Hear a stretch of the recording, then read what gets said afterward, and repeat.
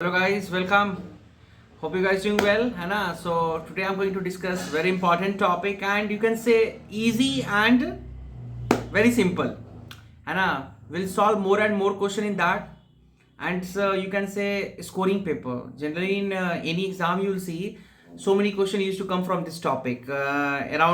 In board exam out of 70 marks theory physics paper, from this chapter only you can see around 10 to 11 marks question is coming from this. So I'm going to discuss with you important topic from this one, है ना? So first of all, what is the difference between reflection and refraction, है ना? Reflection and refraction. How can you differentiate reflection and refraction? Let me give you a, है ना, rough idea about that. Then I will come to the important point that what I'm going to explain today. See, reflection और refraction में क्या difference होता है? मैं यहाँ पे लिख रहा हूँ, कितने लोग पूरा पता है और ऑप्टिक्स पढ़ लेंगे, उन्हें ये नहीं पता होगा कि रिफ्लेक्शन और रिफ्रैक्शन में डिफरेंस क्या होता है. It's a reality, harsh reality. This is reflection and refraction. Reflection and refraction. Reflection क्या होता है? नहीं, एक ही मीडियम में होता है, मगर एयर में हो रहा है तो एयर में ही होगा.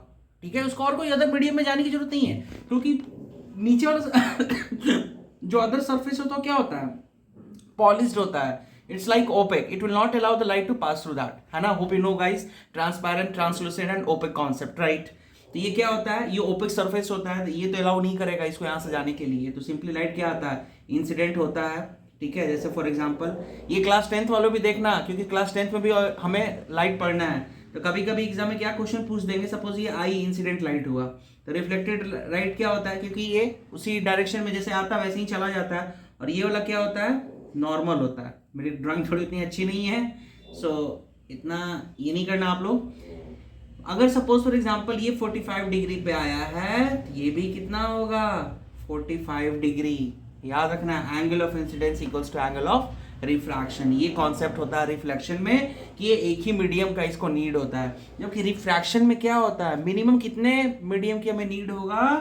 2 मीडियम का हमें नीड होता है. In case of refraction minimum 2 medium. एक एयर लोगे तो यहाँ पे दूसरा मीडियम क्या होगा? वाटर होगा, फिर यहाँ पे एयर हो सकता है, कुछ भी रख सकते हो. बट इन रिफ्रैक्शन ये सरफेस क्या होता है? ओपक नहीं होता, ये लाइट को अलाउ करता है पास हो. जैसे लाइट जो होगा एयर से जब आ रहा है, जब वाटर में जाएगा तो क्या होगा? थोड़ा सा कुछ चेंज दिखेगा. रिफ्रैक्शन का बहुत सारा प्रैक्टिकल एग्जांपल है. जब आप पानी में वाटर पेंसिल को एक जैसे वाटर में डिप करोगे तो आपको दिखेगा पेंसिल थोड़ा सा ऊपर उठा हुआ. तो किस फिनोमेना पे होता है? सब रिफ्रैक्शन फिनोमेना पे होता है. Will discuss this all things, practical applications of refraction phenomena in the coming videos. But for right now you keep in mind कि रिफ्रैक्शन और रिफ्लेक्शन में बेसिक डिफरेंस क्या होता है. Hope you guys understood. Now let's further. यहां तक clear, right? पक्का मुझे यकीन है आप लोगों को समझ में आ गया होगा. ठीक है, अब मैं बढ़ता हूं आगे.